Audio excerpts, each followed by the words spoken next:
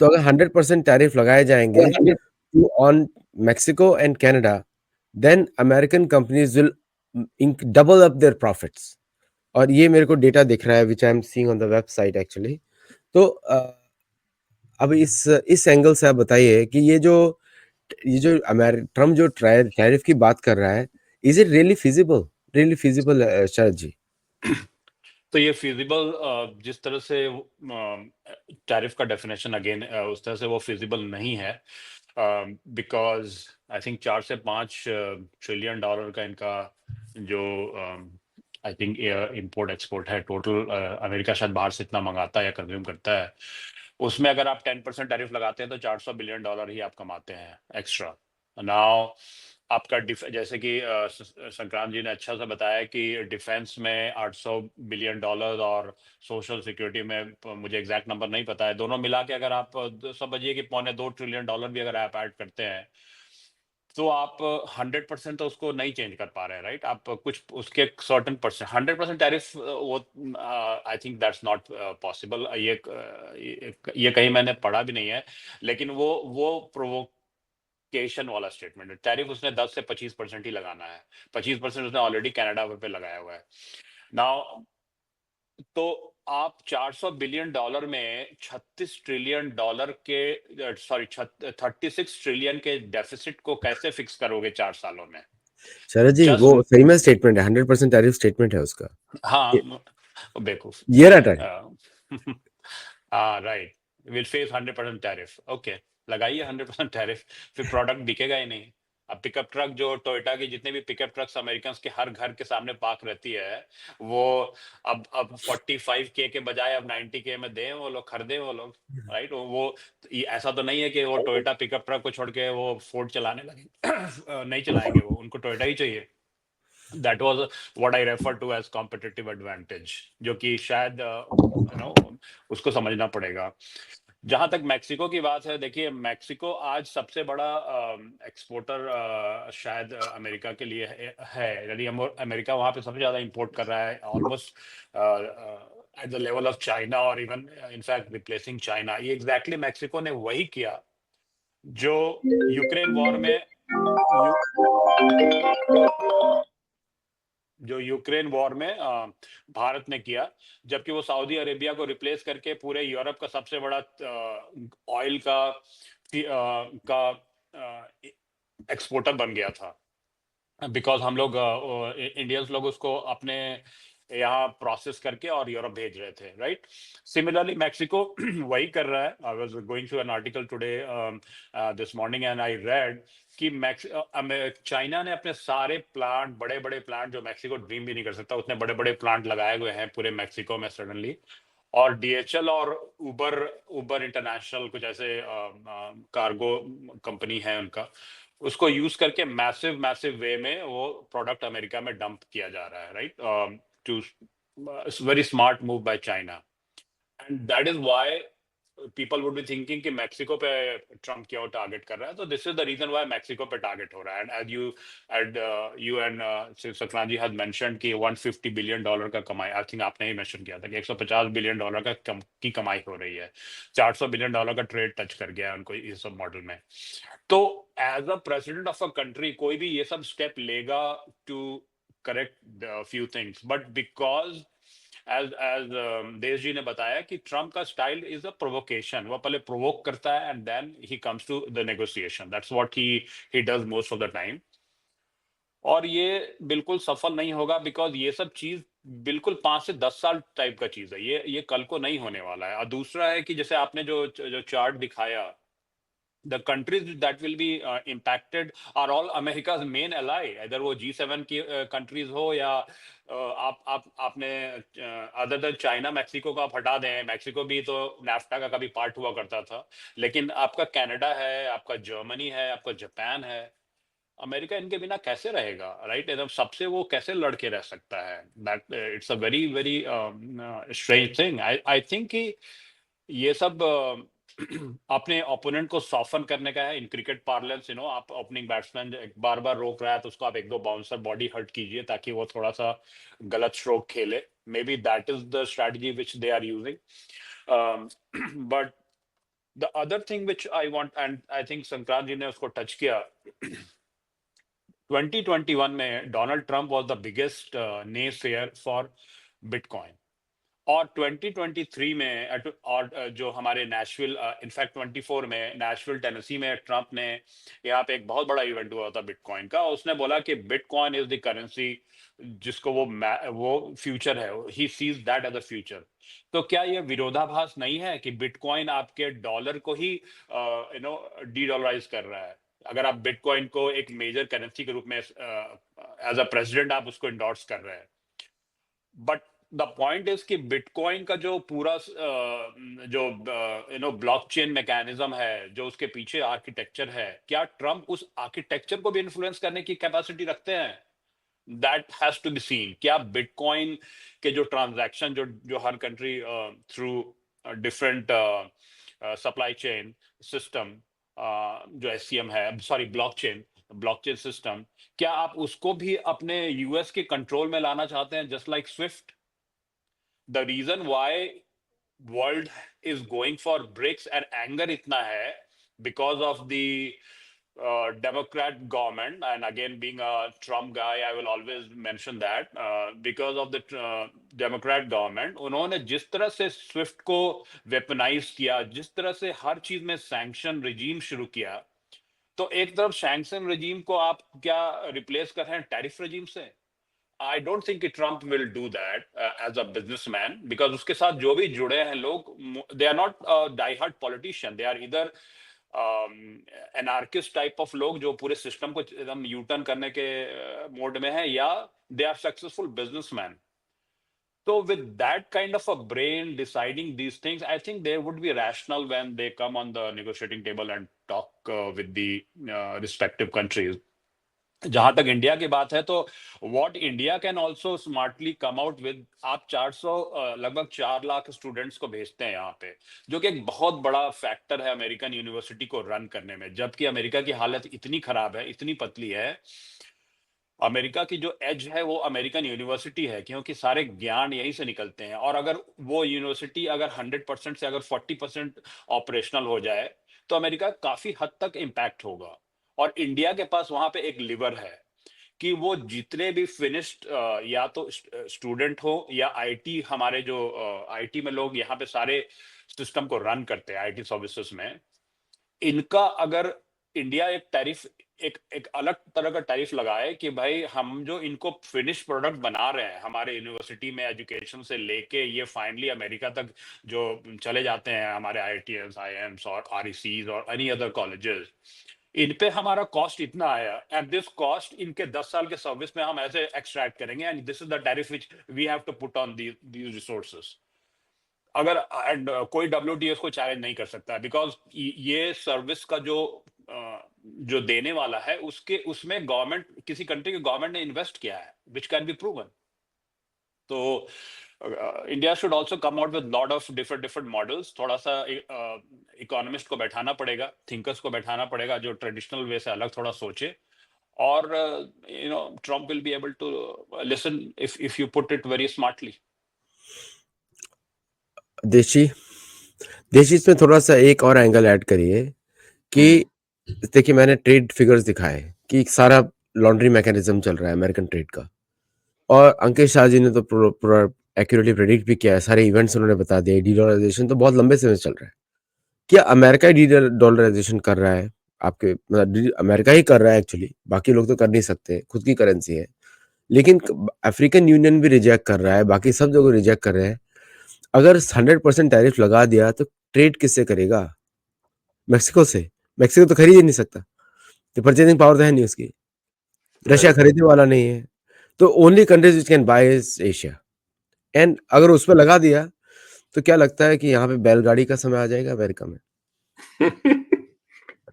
वो एक शेर है ना कि दिल जला है तो जालिम अपना घर भी जला कर देख, दुनिया को पता तो चले कि कहीं आग लगी है।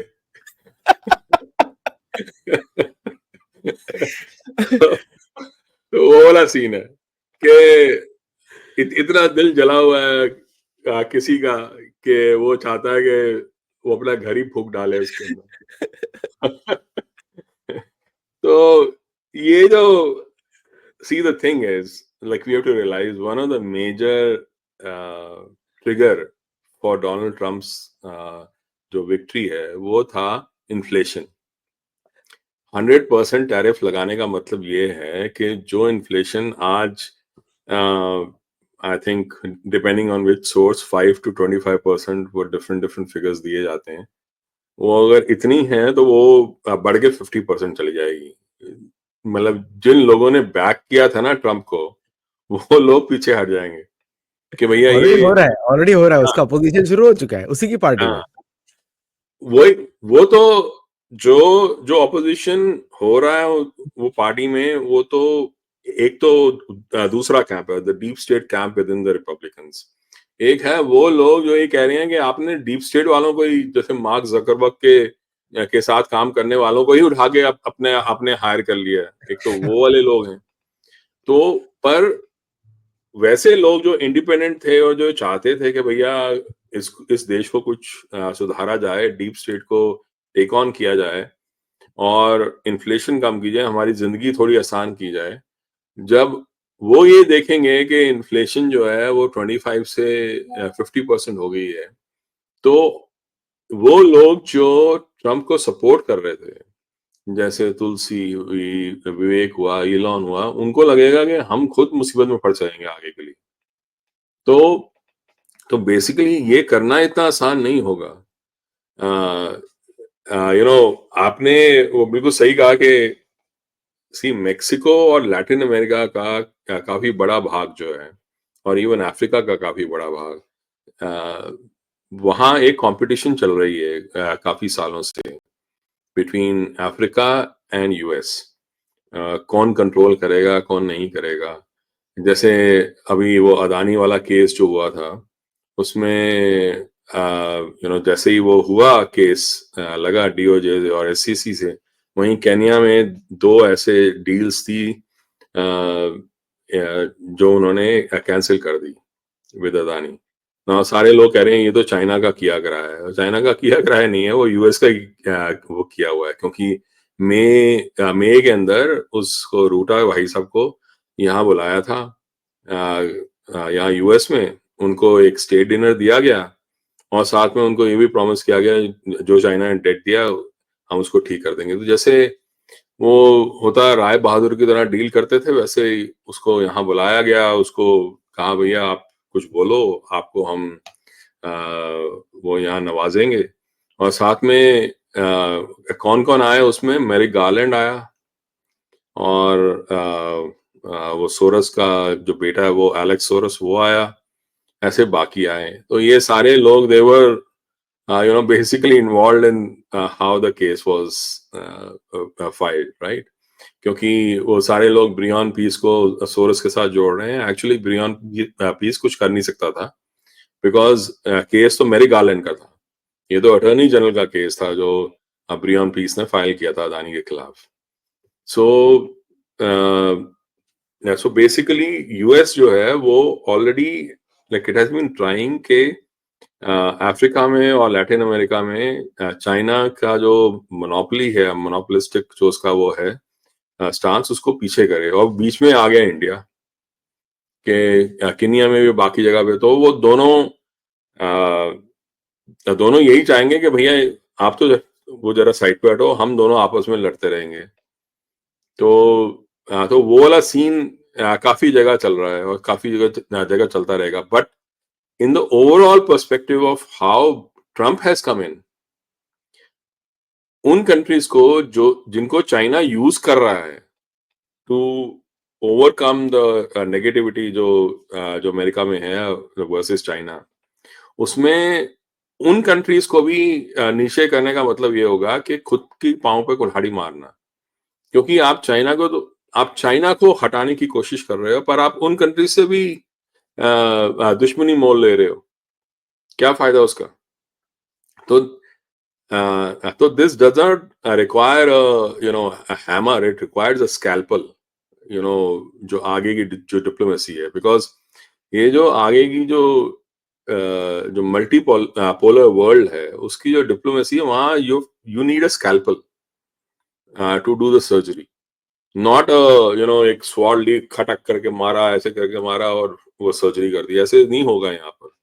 और इसी चीज में डॉक्टर जयशंकर इज मास्टर कि भैया इसके साथ भी काम कर रहे हैं, उसके साथ भी काम कर रहे हैं, इसके लिए इसके साथ काम कर रहे हैं, इस बात के लिए इसके साथ हम काम कर रहे हैं, बट हम ये वाली पावर के साथ किसी जैसे लाइक ईरान है और इजराइल है, ईरान के साथ हम आर्मेनिया के साथ जो जानी है लिंक जाना है, जो रोड लिंक है, उसके साथ भी काम करें, हम अजरबैजान के साथ भी काम करेंगे और हम इजराइल के साथ भी काम करेंगे। This needs a scalpel, this kind of diplomacy, और यही डिप्लोमेसी आगे चलेगी।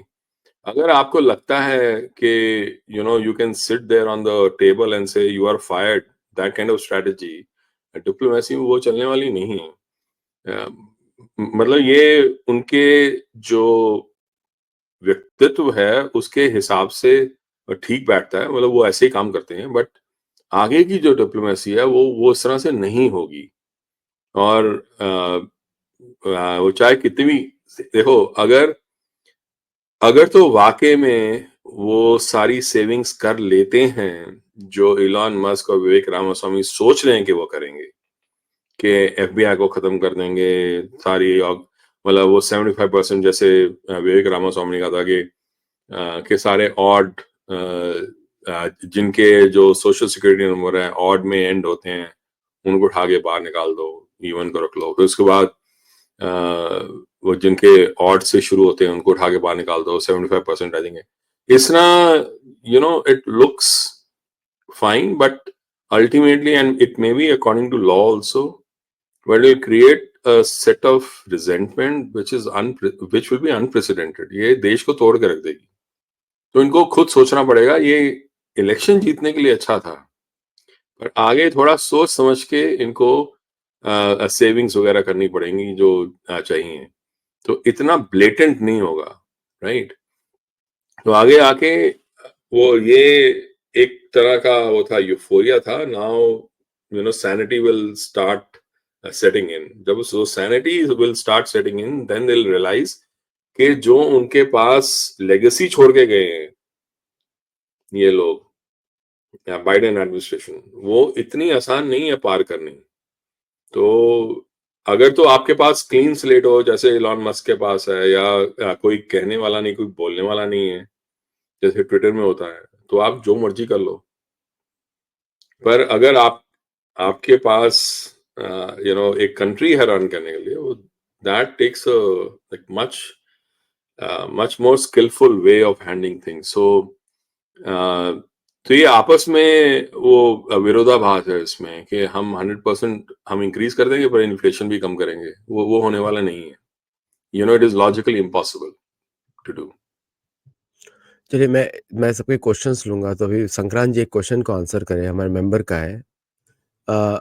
सिद्धि विनायक जी पूछ रहे हैं संक्रांत जी, सर ट्रम्प 2.0 और पहले वाला अंतर लग रहा है क्यों, कि ये क्यों हुआ?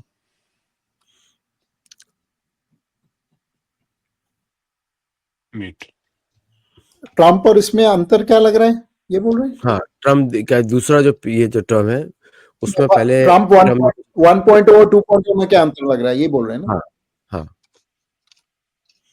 हेलो, हाँ, यस। मुझे लग रहा है ट्रम्प 2.0 कुछ तरह से ज्यादा मेच्योर है और कुछ तरह से ज्यादा रैडिकल है। मेच्योर इस तरह से है कि एक बारी पहले तो नया था पॉलिटिक्स में, तो पहली बार ये काम कर रहा था। जैसे मेरे पिताजी की पोएम है, वो कहते सांपों के झाबे में रहता हूँ। तो ये सारे जो अलग अलग प्रकार के सांप है, वॉशिंगटन का इकोसिस्टम है, डीसी का, वो एक बहुत ही खतरनाक और डॉग ईट डॉग सिस्टम है। तो उसमें ट्रम्प पहली बार आया, तो उसमें मुझे लगता है कि lot of learning, it was a lot of revolving door उसकी अपॉइंटमेंट्स थी। उसने नेशनल सिक्योरिटी एडवाइजर कितनी बारी बदले, अपने डिपार्टमेंट ऑफ डिफेंस के लोग बदले, काफी सारे वो बदलता चला गया। और ऊपर से एक थोड़ा सा रिपब्लिकन हावी भी था in terms of the old guard. लेकिन जो मैं ट्रम्प 2.0 को देखता हूँ, इसमें काफी इसने लॉयलिस्ट पिक किए हैं, लेकिन मैवरिक्स भी हैं, काफी बाहर से अपॉइंटमेंट्स किए हैं, बाहर का इन्फ्लुएंस ज्यादा है. Very smart people like Elon and Vivek Ramaswamy are also advising and guiding. So मुझे लग रहा है एक तरह से काफी रैडिकल ब्रेक है from government as usual because of the cast of characters that is involved in it. You know, Kash Patel of characters and all of these people.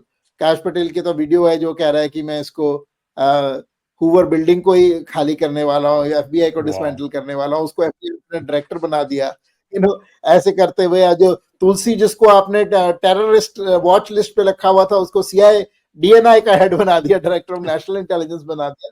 तो आपने, और जो कैनेडी और वो है जय भट्टाचार्य जो सबसे ज्यादा मेडिकल एस्टैब्लिशमेंट को क्रिटिसाइज करते थे, उन्होंने मेडिकल एस्टैब्लिशमेंट का आपने इंचार्ज बना दिया. तो आपने एक एक पकड़ के ना जो बिल्कुल विपरीत हैं और जो बहुत स्ट्रॉन्ग व्यूज लेके आ रहे हैं और जैसे कफन बांध के आ रहे हैं कि कुछ करेंगे, वो ऐसे लोगों को आपने डाला है. अब इसमें परिणाम क्या होगा ये देखना पड़ेगा, लेकिन यह है कि पॉपकॉर्न हैंडी रखो, सीन अच्छा होने का, मूवी अच्छी बनने वाली है. तो कुछ I think something is going to happen. But the other thing actually, एक बालाजी हैं जो वहां पे सिलिकॉन वैली में काफी इन्फ्लुएंशियल वो है फिगर, उन्होंने आज ट्वीट किया which I thought was very sensible कि they also have to be careful not to take too many enemies at the same time. It's very very important, especially international में Trump के allies कौन बचे हैं? आपने western Europe को तो वैसे ही आपने आप उसको प्रेशर कर रहे हो, नेटो को प्रेशर कर रहे हो, ठीक है. चाइना आपका एनिमी नंबर 1 वैसे ही है, मैक्सिको और कनाडा पे आप टैरिफ बुला रहे हो, ब्रिक्स के आप पीछे पड़े हुए हो, तो बचेगा कौन? आपकी साइड में कौन खड़ा है ना? तो ये यूनिलैटरल चलने की, जैसे आप बोल रहे थे ना कि स्कैल्पल की आवश्यकता है, हथौड़े से काम नहीं चलने वाला. ये आप हथौड़ा बहुत चलाओगे तो आप देखोगे कि आपके सामने कोई साथ में कोई खड़ा नहीं है, और अमेरिका अपने आप से तो ट्रेड करके काम चला नहीं सकता, किसी से तो ट्रेड करना पड़ेगा ना उसको. तो ट्रम्प जो बोल रहा है गलत नहीं बोल रहा. ऑब्वियसली बैलेंस ऑफ ट्रेड में बहुत सारे कंट्रीज के साथ नेगेटिव ट्रेड है. मैन्युफैक्चरिंग इंडस्ट्री अमेरिका की काफी हद तक मर गई है, सर्विस इंडस्ट्री पे भी काफी वो हो रहा है, और उससे बड़ा एआई पीछे पीछे आपके आ रहा है. ये सब जो हुआ तो हुआ, अब अगला the final ball is also going to fall here. So lot of change. I think it's going to be a very tumultuous time for the world. But I think in the context of that, Trump 2.0 might be the kind of Shiv Shakti जो होती है ना, जो transformation के लिए पहले destruction की आवश्यकता होती है, तो वो लेकर आए हैं. तो कितना डिस्ट्रक्शन होता है और कितना पुनर्जन्म होता है वो देखने की आवश्यकता है. आपने बहुत सारे थॉट्स